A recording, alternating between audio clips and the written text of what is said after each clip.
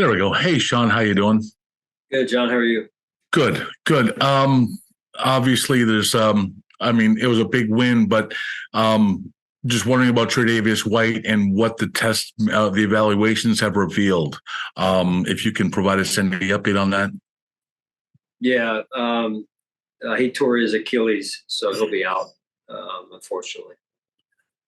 How difficult is that? Just knowing what Trey went through during his past rehab, and how do you think he responds, this time around? Yeah, very difficult, very unfortunate, a shame. Knowing Trey, once he gets kind of his feet back underneath him here, no pun intended, he'll be fine. I mean, he's a resilient young man, extremely committed and determined to be successful in his life and in his career. And perhaps on a brighter note, can you confirm reports that Von Miller is going to be coming back cleared to practice this week? Yes, he will practice. We'll just take it one day at a time. Thank you so much. Sure.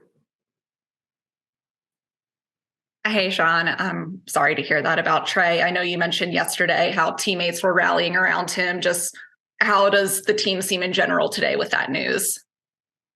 Yeah, I mean, it's still around our team. Guys are talking about it. Guys want to do everything they can to support Trey and wrap their arms around Trey and his family, and that's what we intend to do, and just to help him through all of this. I know it's early in this process, but as you start to look at that cornerback group, just Christian starting opposite him. First of all, is he okay injury-wise? I know he missed some time in the game yesterday, but came back in. Right. Yeah, he's day-to-day right now. Okay, with a shoulder. Right. Thanks. What have you seen out of him just through 4 games this season? Well, I think he's done some good things, and then he's had some plays that he wants back naturally, and it's a learning process. One has to continue to reset every week to come back with a fresh attitude, fresh approach, and reset and go back at it with a renewed purpose every week, and that's what Christian needs to continue to do. Excuse me. And then just from Kaiir Elam, on his standpoint, what have you seen behind the scenes as he's continued to work out whatever you guys are telling him to keep going at this season? I mean, it's a long year, so we always talk about needing more than just 53. And when your number's called, you need to be both physically and mentally ready to go. And you saw some of that yesterday, at least on the defensive side, with some of the injuries that you already mentioned. And so in this case with Kaiir, it's an opportunity, and it's how you handle it now, right? So. He will be in the mix, and we'll see where it goes. Thanks, Sean. Hi, Sean. Just to follow up on Kaiir, and a lot gets made out of the fact, a former first-round pick and that sort of a thing. Would you have expected more out of him at this point? What's your take on where he is in the process relative to where some of the expectations, of where he should be at this point?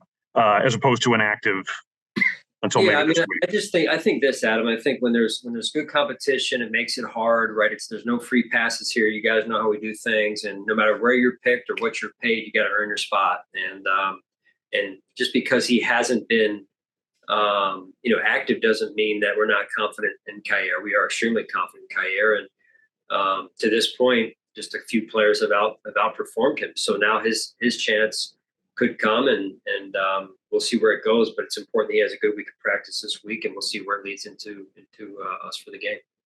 All right, something entirely different, and I know you touched on this yesterday. This your first trip over to London, right? You had said. Yes. And I think we all know and maybe appreciate the level to which you're detail oriented. So like the planning this week, I guess you're going over Thursday night after practice as a team, right? I mean, what's kind of your mindset and strategy? Body clock wise, preparation wise, whatever your concern. I don't want to put words in your mouth, but as you approach the challenge of taking a team across an ocean to play this game. Yeah, so the Jags, they're obviously already over there. This will be the first time in history that I understand that a team will stay over there and play 2 games. We will travel Thursday night, and then we'll get there and push through Friday, and then try and get on a normal schedule from there in. And I've done very little, to be honest with you. Adam, as far as the details of the trip, all the staff. The operations staff led by Brendan Rowe, and his staff primarily have done a lot of the legwork and making sure that we're good to go here and everything's buttoned up the way it should be. So full confidence in them, and looking forward to the trip. All right, Sean, thank you. Sure thing. Hey, Sean, Tim Graham here. I wanted to ask maybe, and you just mentioned that it's maybe too soon in your process to be thinking about the logistics or working through the logistics of London, but how much do you think your organization can rely upon lessons learned from the bad weather games when you had to pick up and move a game on short notice to Detroit, that whole thing, and the messes that you've had to navigate so successfully? How can you apply that to this trip? I think you can always learn from any of those experiences where you've had to kind of move locations. To your point, Tim, and it all, even if it's a little something that you learned through one of those experiences that can help serve you in these situations. The more experience you have, the better off you are normally. So. And when you have a team that's sitting over there waiting for a few days, and they were even there days prior to their previous game, you look for the little advantages. Can it be is there the fact that you guys go away for training camp and you have to do a lot of that moving, obviously a shorter distance, but with a lot more guys? Is there anything similar in a similar vein to that? Yeah, I mean, we've traveled before. We've traveled for home games that were away games, to your point, before, and it's for us. It's we've got to let our staff that work behind the scenes that are directly involved in this trip take care of the trip piece, and we have to focus in on the challenge that's in front of us more so than focusing in on the trip, if that makes any sense. It does. And then last question from me regarding your cornerback depth. Do you, based on what you've seen from your guys on the practice squad, your thoughts on needing to go outside the organization for help at that position? We're always going to look. Having said that, we remain confident in the guys that we have in our building, whether they're active or, in this case, on the practice squad. Yeah. Thank you, Sean. Sure. Hi, Sean. You said something with Kaiir about, having to, earn it. You're not just going to be handed a job. I'm curious, Dane Jackson comes in after getting beaten out for that job this week, plays really well against the Dolphins. What did you see in the way that he handled maybe something that we haven't talked a lot about, a guy that started a lot of games for you, not getting that job? What did you see from him in those 3 weeks before he got his opportunity? I think that's a great example right there, right, of how you handle yourself facing a little bit of adversity. And he was ready to go when his number was called. I mean, you go back, you rewind it all the way back to the last drive, I believe, the Raiders game. Dane's in there. It's, the end of the game. We're up, whatever we were up at the time. Dane comes in, makes a huge hit, forces a fumble, caught the eyes of the coaches again. And then he comes in this game and makes plays. So when your number's called, you've got to be ready, because there's no, well, I didn't know I was going to be active, or I'm not saying specific to Kaiir, I'm just saying overall. We talk a lot about this in our team meetings, about, especially when the roster is cut down, that, your role is your role, and your role, may not be everything you want, and it may not be everything that you're currently capable of, but you got to embrace the role you're in until your opportunity comes again. And when it does, you better be ready. And then I'm sorry if you were asked about this already. I came in like a minute late. Any update on Taryn? I know he had an injury during the game. Any update there? Yeah, he's fine. All right, thank you. Appreciate it, Sean. Yep. Hi, Sean. I know we talked and asked about Von Miller, but you also have Justin Shorter and Bill Inspector on IR. They're eligible to start practicing this week. Any update on them and whether or not you think they will do that? Yeah, no update at this point. No update. Okay, thank you. And speaking of your roles, knowing your roles, Saran Neal, it just seems like he's always making special teams plays. He's 6 years into the league now, embracing that role, one of the better players. What have you just seen about his ability to kind of accept that role and be one of the better players really in this league in that role? Yeah, and that's been fun to watch his development, Saran's development, that is, and that's a weekly deal, right? Where he comes back every week and he's got to get the same effort, play with the same edge, the same level of confidence that's developed through his preparation, and that's really what I'm excited about with him this year doing for our special teams units. Thanks, John. Sure.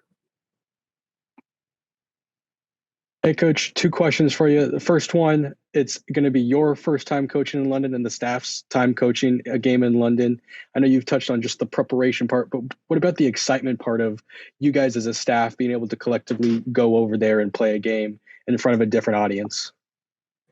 Yeah, I mean, it'll be a kind of a new venue for us, obviously, and a change of scenery. We're just hoping that as many Bills Mafia can show up as possible. If they can make it sound like it was yesterday, that'd be a nice home field advantage for us. And then on Josh's touchdown run yesterday, you ran it to the right side with Spencer, and Dion kind of pulled over there to open up that hole. How beneficial is it to have 2 tackles that can kind of go pull on either side to open up running lanes? Yeah, both very athletic players for us, and they take a lot of pride in doing that in the run game in particular. Thanks, Sean. Coach Mookie Arkins, World Sports 1080. How you doing? It's Victory Monday again. Doing good, Mookie. How are you? I'm doing great, Coach, and it seems like your defense is doing pretty damn good itself. Top in sacks at 16, tops in takeaway. I know you love that. Top 5 in third down percentage and second in points allowed. So what made you most proud of your guys yesterday? Well, I think the resiliency of the group. You don't always get off to a great start, and we didn't certainly yesterday. And but they really settled in and started just to really trust themselves and execute. And really it was their mindset more than anything. Just the ability to come to the bench, reset, calm down, and go out there. And the offense wasn't changing. That's for certain. In terms of what we were trying to go against, it was still early in the game, and we'd already given up 14 points. And But so really what changed was their mindset, their approach, and I thought they did a phenomenal job. Absolutely. Speaking of doing phenomenal jobs, Osiris Torrance. Now, Christian Wilkinson has been a thorn, up front, for, a handful of games here. He was basically extinct yesterday on the hands of Osiris Torrance. So just care to talk about the way he was able to battle with, Wilkins and have a great job, do a great job. Yeah, no, it's a matchup game, right? You got to win your one-on-one, and win your one-on-one matchup, that is. And Saibo did a really good job of that first go around, and Christian won some as well, but it was a good battle to watch. Coach, if I could steal another one, if I can. Now, how special can this group really be with the talent that, you drafted and developed over the years to the A+ free agents added, that combination of star power and continuity? How special are units, as such as this one? Well, we're just right now focused on hitting the reset button and getting ourselves ready for the challenge of going to London with a team who's waiting on us, basically. So we just got to focus on what's in front of us right now. Appreciate the question, though. You got it, Coach. Have a good one. You too. Hey, Sean, just to jump back to Trey for a little bit, there were times in either games or practices where we saw him be really hard on himself, which I think is just true to how competitive of a guy he is. But how would you evaluate how he had looked through the 4 games this season before the injury, of course? Yeah, I mean, I think that's the part of it's all hard and difficult, right? He was, like you would expect, beginning to really round into form. And so that's part of the shame of it all. And then I'm just kind of curious. I know obviously we were involved in all decisions, but now that you're back doing more with the defense, do you approach kind of evaluating this cornerback group any differently than previous years, since you're just like in those meetings a little more, or is it kind of similar to how it would have been last year? I mean, just like anything else, I think because of my more in-depth involvement, I'm a little bit more familiar with what goes on 24/7 than I was before. I mean, I was involved, but just not as deeply as I am now. Gotcha. And then any other injuries coming out of yesterday, or any projection for Jordan Poyer for this week? Yeah, no, we're just going to continue to take it one day at a time here. Gotcha. Thank you, Sean. Good thing.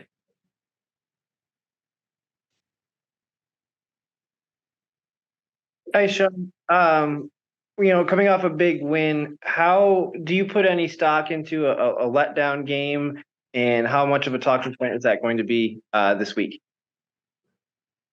Yeah, I mean, if we're really focused on becoming the best team we can become, then that should not enter into our minds. I mean, it's a 1 week at a time approach, and you turn the TV on every Sunday and you watch, hey, this team X played well the week before, they're really good, and then next thing you know, they're down 2-3 scores in the following week. So that's the roller coaster the NFL takes you on, and you have to focus on 1 week at a time and becoming a better individual player and a better team overall on a week-to-week basis.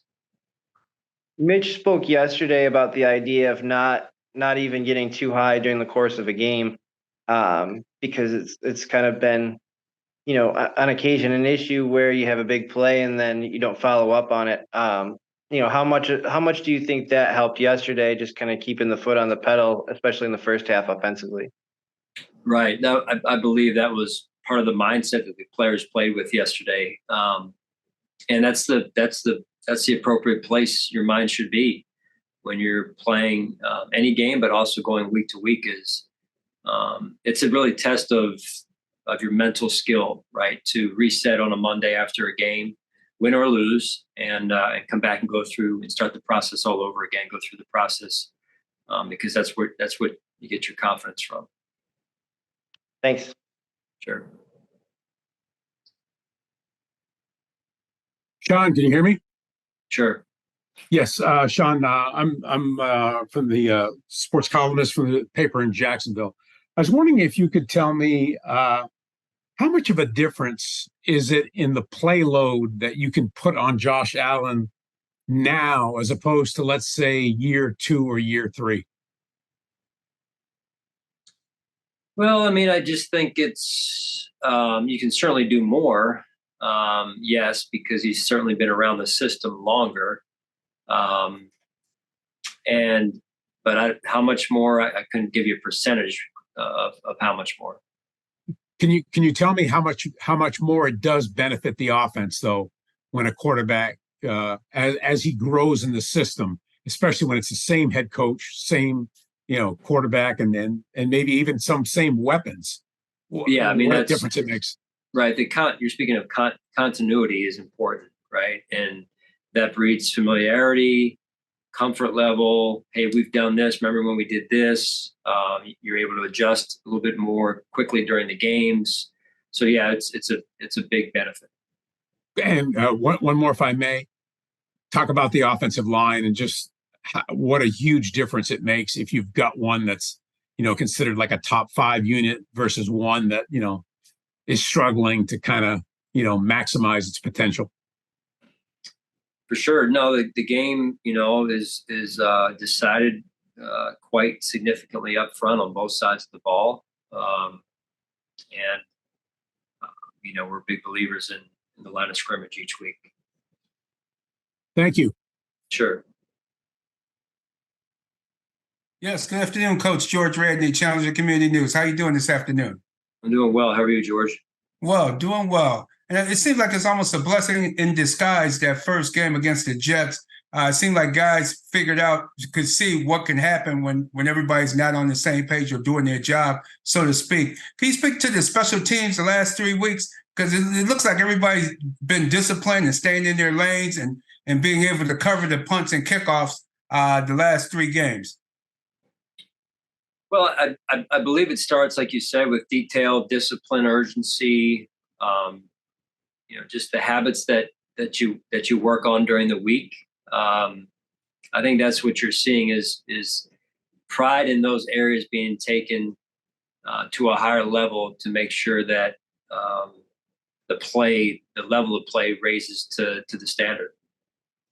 Was it something just because you have to have you had 90 players and you're making the cuts, and maybe you didn't have your full special team unit together? You had a lot of different people playing there for a while. Is that what maybe caused that first opening night jitters or plays of that nature?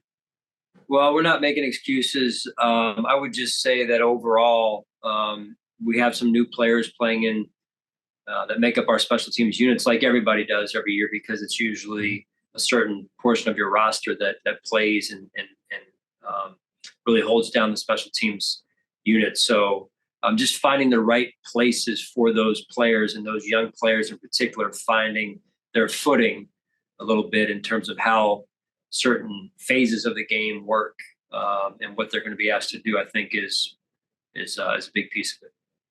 All right, Coach, thanks a lot. Good luck this coming week. All right, thank you, George.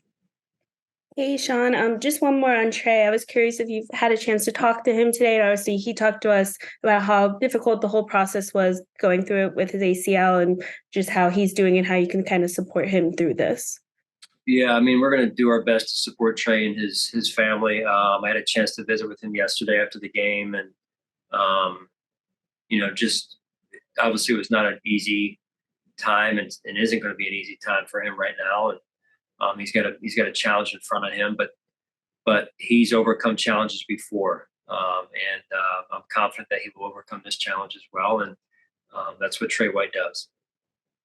And then on a completely different note, I was curious how you evaluate Josh's performance yesterday, and kind of that offense got going, touchdown after touchdown, like how you felt like everything flowed overall yesterday with the balance between the run and the pass.